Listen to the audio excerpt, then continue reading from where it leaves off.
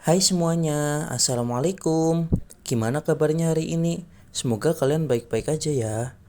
Kali ini kita akan ngobrol santai tapi berbobot, yaitu tentang salah satu topik yang menarik banget loh, yaitu perjalanan perguruan tinggi keagamaan Islam di Indonesia. Yap, dari STI, UII, IAIN, sampai UIN. Gimana sih kampus-kampus Islam di Indonesia bisa berkembang kayak sekarang? Yuk kita bahas bareng-bareng. Jadi gini teman-teman, kampus Islam itu dari dulu bukan sekedar tempat belajar agama doang loh, bukan cuma ngaji atau hafalan doang, tapi juga jadi pusat pengembangan ilmu. Mereka udah dari awal punya visi buat ngembangin ilmu pengetahuan, mulai dari pendidikan, hukum, ekonomi, sampai teknologi. Contohnya kayak UIN Jakarta yang sekarang punya jurusan teknik, psikologi, dan bahkan kedokteran. Menariknya, kampus-kampus ini tuh lahir dari keprihatinan para tokoh Islam zaman dulu yang ngerasa kalau umat Islam itu ketinggalan dalam hal pendidikan. Makanya mereka berjuang keras buat bikin lembaga pendidikan yang serius. Nah, awal mula kampus Islam di Indonesia itu dimulai dari yang namanya STI atau Sekolah Tinggi Islam yang didirikan pada tahun 1945. Bahkan sebelum Indonesia merdeka kan, yang bikin organisasi Masyumi. Salah satu tokoh pentingnya adalah Kiai Haji Ahmad Kahar Muzakir. STI dibuka pada 8 Juli 1945 di Jakarta. Di tengah penjajahan Jepang, mereka nekat bikin sekolah tinggi yang ngajarin dua hal sekaligus, yaitu ilmu agama dan ilmu umum. Gokil kan? Di zaman segitu, itu adalah langkah yang luar biasa berani dan visioner. STI inilah yang kemudian menjadi cikal bakal Universitas Islam Indonesia. Setelah Indonesia merdeka, STI pindah ke Yogyakarta dan dari situ nama STI berubah jadi Universitas Islam Indonesia atau UII. Ini tuh semacam upgrade atau peningkatan dari sekolah tinggi ke universitas yang punya lebih banyak fakultas. Ada hukum, ekonomi, pendidikan, dan tentu aja agama. Visi mereka tetap sama, pengen melahirkan ulama cendekia, orang-orang yang pintar secara ilmu dan dalam secara agama sampai hari ini. UII Yogyakarta masih jadi salah satu universitas Islam tertua dan paling terkemuka di Indonesia. Nggak berhenti di situ, tahun 1950, pemerintah ambil alih Fakultas Agama UII dan mendirikan PTAIN atau Perguruan Tinggi Agama Islam Negeri. Salah satu contohnya adalah PTAIN Yogyakarta. Terus di tahun 1957 muncul juga ADIA atau Akademi Dinas Ilmu Agama di Jakarta. ADIA ini punya misi buat nyiapin guru-guru agama yang siap kerja di sekolah umum maupun madrasah. Kedua lembaga ini penting banget karena jadi langkah awal negara dalam membina pendidikan tinggi agama Islam secara langsung. Lanjut tahun 1960, dua lembaga tadi yaitu PTAIN dan ADIA digabung. Lahirlah IAIN atau Institut Agama Islam Negeri.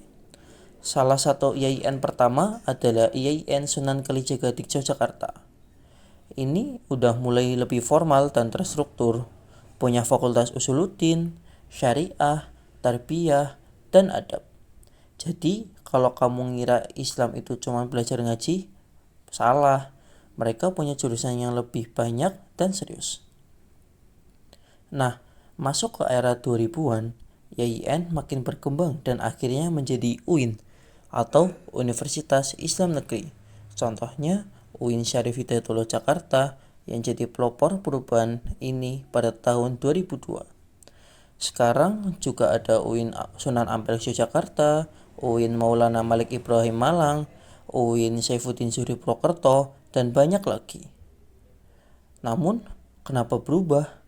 Ya karena mereka mulai buka jurusan-jurusan umum kayak teknik, sains, kedokteran, ekonomi, dan lain-lain. Jadi, bisa dibilang UIN itu kampus Islam merasa universitas umum, tapi tetap punya identitas keislaman yang kuat. Keren banget kan? Tapi, perubahan ini nggak selalu mulus, ada tantangannya juga. Banyak mahasiswa yang sekarang lebih milih jurusan umum, jadi kajian Islam kayak filsafat atau sejarah Islam mulai sepi. Belum lagi latar belakang mahasiswa yang beragam banget, ada yang dari pesantren, ada juga yang dari sekolah umum biasa. Misalnya di UIN Jakarta, suasananya udah mirip kampus umum banget. Jadi, UIN harus pintar-pintar jaga identitasnya biar nggak kehilangan roh Islamnya. Oke, terus gimana dengan kampus Islam swasta? Banyak juga loh, kayak Universitas Muhammadiyah Yogyakarta atau UMY, Universitas Darussalam Gontor, atau Unisma di Malang. Namun sayangnya masih banyak yang belum berkembang. Kendalanya ada di dana, fasilitas, sama kualitas SDM. Beberapa bahkan ada yang tutup loh. Tapi, kalau bisa dikelola dengan baik dan terus inovatif, kampus swasta Islam juga bisa bersaing kok, asal konsisten dan punya visi ke depan. Nah, fun fact-nya, beberapa UIN sekarang udah punya rumah sakit, observatorium, planetarium, bahkan perpustakaan digital. Keren banget kan? Contohnya, UIN Maulana Malik Ibrahim Malang punya rumah sakit pendidikan dan asrama mahasiswa modern. Dan yang paling penting, mereka udah nerapin kurikulum integratif, alias gabungin antara ilmu agama dan ilmu umum.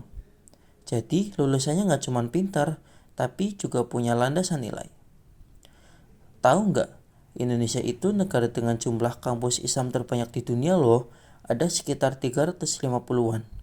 Ya, mayoritas memang swasta, tapi itu nunjukin semangat besar umat Islam buat terus belajar dan berkembang. Contohnya selain UIN dan IAIN negeri, ada STAI Al-Fatah Cilengsi, STAI Imam Syafi'i Jember, dan banyak lagi. Cuman ya tantangannya sekarang adalah gimana caranya supaya kualitas kampus-kampus itu bisa merata dan gak cuma gede di jumlah. Nah, satu hal penting yang jadi arah pendidikan Islam sekarang adalah Islam wasatiyah atau Islam yang moderat, seimbang, dan toleran. Ini penting banget biar kampus-kampus Islam gak melahirkan lulusan yang fanatik atau sempit pikirannya. Kita itu butuh generasi muslim yang terbuka, kritis, tapi tetap berpegang pada nilai-nilai Islam. Di UIN, prinsip ini diajarkan lewat mata kuliah akhlak, pemikiran Islam kontemporer, dan pendidikan kewarganegaraan. Kampus Islam itu harapannya bisa jadi pusat solusi, bukan cuma tempat kuliah. Harus bisa responsif sama zaman, nyiapin lulusan yang berkualitas, dan aktif di masyarakat. Contoh konkret, mahasiswa UIN banyak banget sekarang aktif di bidang teknologi digital, media Islam, bahkan jadi entrepreneur. Bukan cuma ngurus hafalan, tapi juga terlibat dalam menyelesaikan masalah sosial dan bangsa. Apa aja sih yang harus diperbaiki?